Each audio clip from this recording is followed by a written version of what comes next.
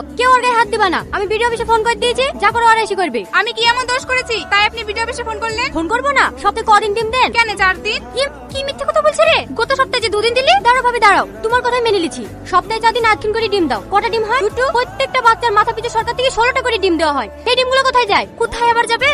তারের পেটে। দেখো, বেশি উল্টাপাল্টা কথা বলবা না। খিচুড়ি নিতে চাইলে নাও, না হলে ঘুরে বাড়ি চলে যাও। সরকার থেকে সেন্টার খুলে দিয়েছে পুষ্টিকর খাবার আর ভালো শিক্ষা দেওয়ার লাগি। কোনোদিন পড়ান বাচ্চাগুলোকে?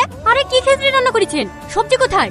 সরকার থেকে সবজি কেনার লেগে যে টাকাগুলো দেয় সেগুলো কি করেন? বিরিয়ানি করেন বাড়িতে? দেখো, এই লিয়া ঝামেলা করো না। ভুল নয় তো একটু হয়ে গেছে। তোমাদের ডিম নিয়ে সমস্যা তো। আমি সবাইকে একটা করে কাঁচা ডিম দিয়ে দিচ্ছি, তাহলে তো সব ঠিক হয়ে যাবে। তুমি দুটো লে। নিকুতি করেছে তো ডিমে।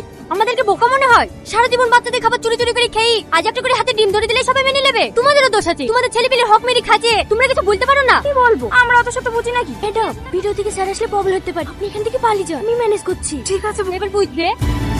এ ঘর, তুই কোথায় যাচ্ছিস? আমি একটু বাথরুমে যাচ্ছি। চালাকি করা না।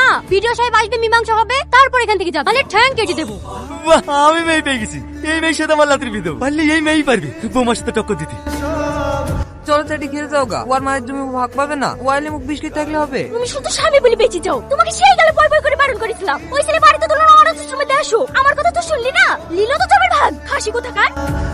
জমি রেস্টি হয়ে গেল? হ্যাঁ বৌমা, হয়ে গেল। খুব ভালো করেছেন। যাকে জমি রেস্টি করে দিয়েছেন কাল থেকে তার কাছেই খাবেন। আমি আর আপনাকে ভাত দিতে পারবো না। ঠিক আছে বৌমা, তোমাকে আর আমাদের কষ্ট করে রান্না করতে হবে না। আমার মেয়ে দেখা হয়ে গেছে, সামনে শুক্রবারে রিয়াজের বিয়ে দিলে আসছি। রিয়াজের বিয়ে দিয়েছেন? হ্যাঁ। আর ও বলে সে থাকবে কোথায়? কেন বাড়িতে?